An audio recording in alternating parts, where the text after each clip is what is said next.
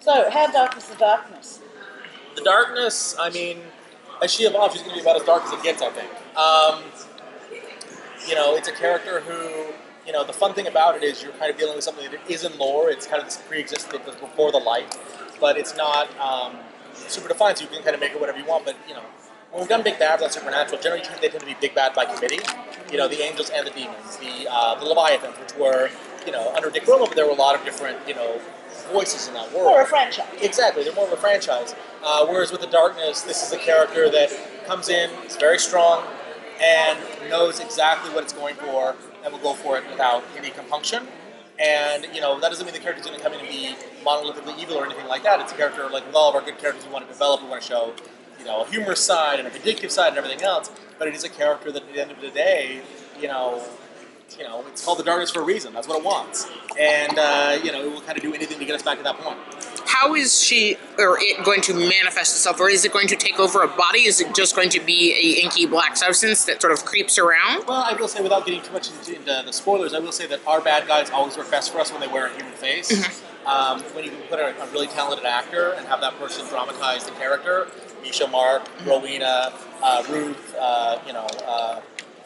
Abaddon, all that kind of stuff. So I would say, however it manifests, it will have a face. Okay.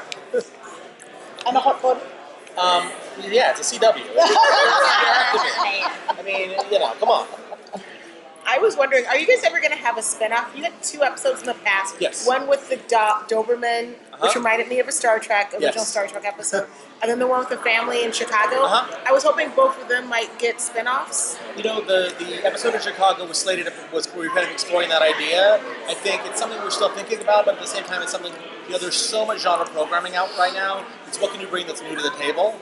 And I think, for us, we have the luxury of, we all have a really good day job, a day job we all really love. So if we can find the right idea, I think we'd love to do something.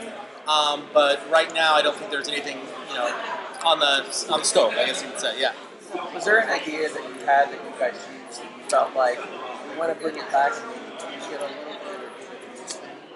Well, I think, it's very interesting because I think one of the things you see with that would be, for example, the tablets, which happened, and some of that had to do with tablets opening up some really cool stuff for us when we, initially it was just the Hell tablet, then it became the Angel tablet. It's kind of gone and kind of really grew for us in that way. But then also Osric Chow playing Kevin Chan or Kevin Tran was so awesome that you want to kind of bring him back over and over again. And his development on the show is one of my favorite parts of the show because you saw somebody that came in as a little bit of, I would say, a broadly drawn character. I don't mean that in a bad way, but he was a one-shot character. But over time, he really evolved in a way that I think is really cool. And I think it speaks very strongly to Osric that he was able to do that, and it speaks to him as an actor.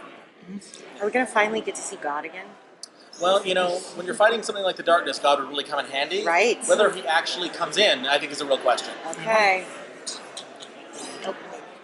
Thank you very much.